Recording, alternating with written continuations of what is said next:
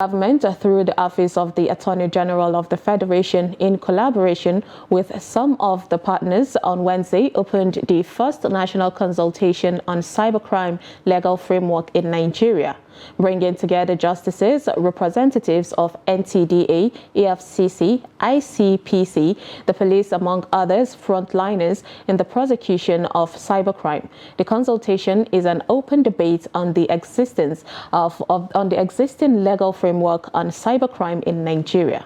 The report.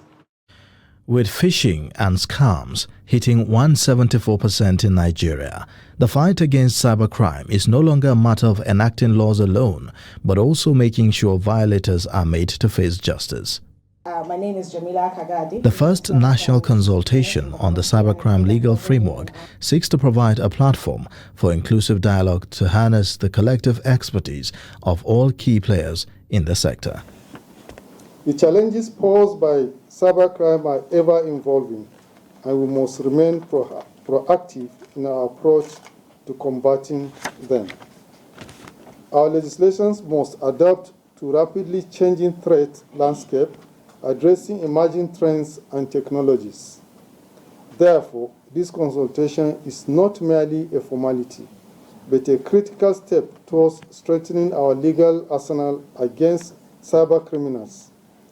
Bearing in mind the global dimension of cybercrime, the national consultation provides an opportunity for Nigeria's international partners to share experiences on global best practices in the fight against cybercrime. First and foremost, back in 2015, Nigeria passed, the Cybercrimes Act, which was actually a milestone for Nigeria and indeed much of the continent.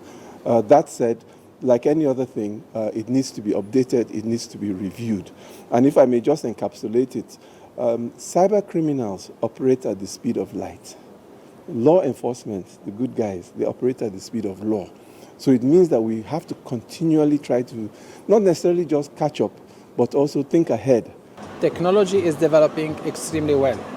What this consultation is doing is a normal piece or normal pace of work of legislation, gathering to discuss urgent issues, and in view of what technology will develop in the future, or electronic evidence, we know that with time, with the global communication network, you will have victims, you will have evidence, and you will have offenders in different places. So these kind of consultation might address these kind of issues.